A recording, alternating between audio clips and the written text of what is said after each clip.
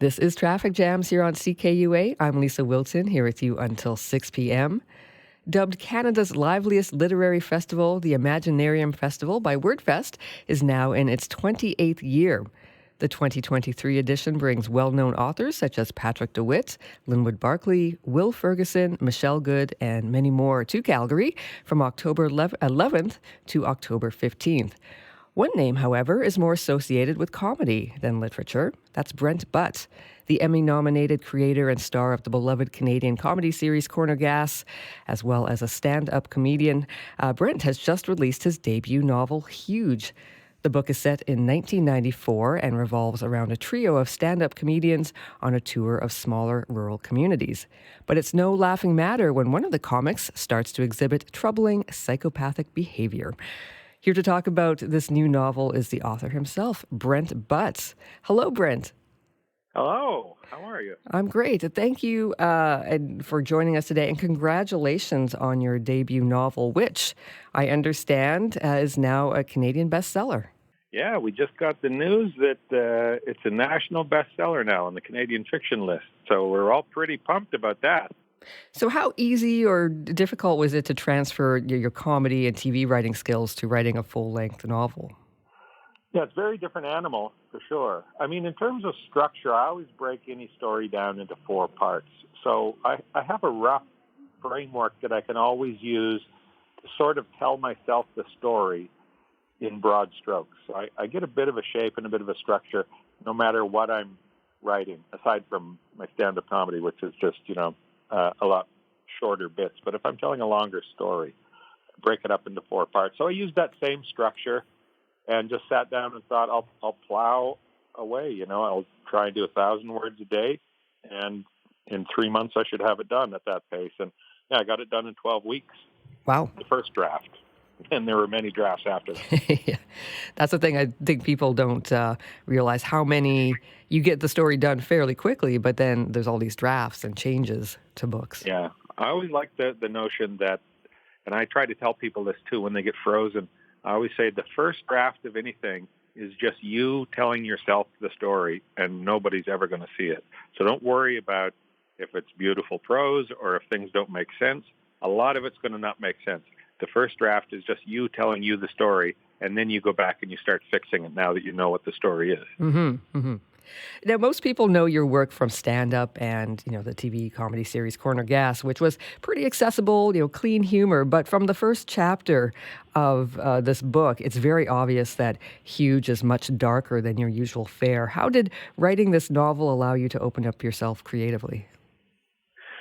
Yeah, it really did. It was really tapping into something that I haven't tapped into in a long time. I mean, they say write what you want to read. And, I like to read scary thrillers. I like supernatural thrillers. I like psychological thrillers. I like books that have a bit of darkness and a bit of dread. That's what gets me turning the pages, Mm-hmm. And I wanted to do this. The point of me being here is to be an entertainer, to be a distraction and take your mind away from what's troubling you in the world. And so whether that's through comedy and laughing or through this, a deeper story that is a little scary, I just want people to be able to escape. And so I just look at it like that. It's entertainment. It's just something that people haven't seen from me before. This is a book about 3 comedians on the road. So if it was all sunshine and lollipops and no cursing and nobody having any troubles, it would not be very accurate or realistic. I mean, when comics get together, it's a lot of filth. Not that there's a lot of filth in the book, but, they talk the way comedians would talk on the road. And it does take a pretty dark and violent turn. Yeah, and I was thinking, it is a fictional story, obviously, but how much of it is based on experiences that you've had as a touring comedian? Well, I've never traveled with a murderer to my knowledge, but I've definitely been on the road with people that I thought, okay, this could go sideways quick here. Sometimes you meet up with somebody, like I think a lot of people don't know this about stand-up, and this is one of the reasons I wanted to write the book too, was to sort of peel back the curtain and let people know the real non-glamorous side of traveling as a stand-up comedian when you're first getting your chops, when you're first trying to live hand-to-mouth on the road. It's a lot of just bare-bones survival out there. And making do with some horrible situations. And one of the things is, you'll get a call from the booker and they'll say, okay, you're playing Winnipeg this week, then you go to Brandon, and in Brandon you're going to meet up with a guy from Montana, and the two of you are going to spend 2.5 weeks on the road. And you're like, okay, you don't know this person from Adam, you don't know anything about them. And you start driving across the country and you're listening to their political views or their notions about women or different races, and you start thinking, okay, this is going to be a problem. And you start looking around at the Canadian countryside and you're thinking, okay, there's a lot of places to hide my body. This could be bad. Yeah. That's why I wanted to capture that sort of dread of being in a remote situation with only one other person, and it's slowly dawning on you that this person is unstable and potentially violent. So from the first chapter that I read, when I was reading it, I could visualize it, and I could see myself sitting there watching it on the screen or on a TV screen. I know it might be early because you just released the book, but is this something you would like to perhaps make into a film? I would like to see it made into a film. I don't know if I'm the person to do it.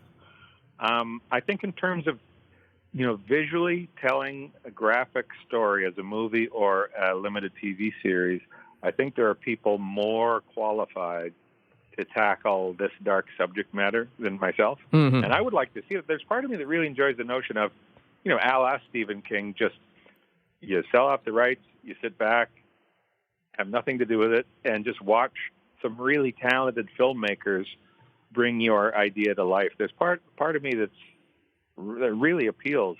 That idea really appeals to me. Plus, I like the notion that if it goes terribly wrong, you can say, well, I had nothing to do with it. They just ruined it. And if it goes great, you can say, well, look at this amazing thing I was a part of. Yeah. It's really win-win. Exactly. And novels, are you going to maybe, with the success of this novel, is this something you'd like to continue with? Yeah. even before we knew that this book was on the bestseller list, before we knew that it was doing what it's doing, I'm about a third of the way into my next novel, just because having gone through this, I knew that first week of writing the novel, I felt like this is for me. It was so different from writing scripts, which I'd spent, a quarter of a century just writing TV and film scripts. And here with the novel, longer form prose, there's lots of wiggle room. You're like, if I end this act somewhere around 22,000 words, 28,000 words, somewhere in there. So it allowed me to I told my agent it felt like I was a horse that had been let out of the pen, and they just said, go run. And I took off running, and I loved it. And so, I'm well into my second book. Oh, great. I think this is something I'm going to keep doing. Oh, great to hear.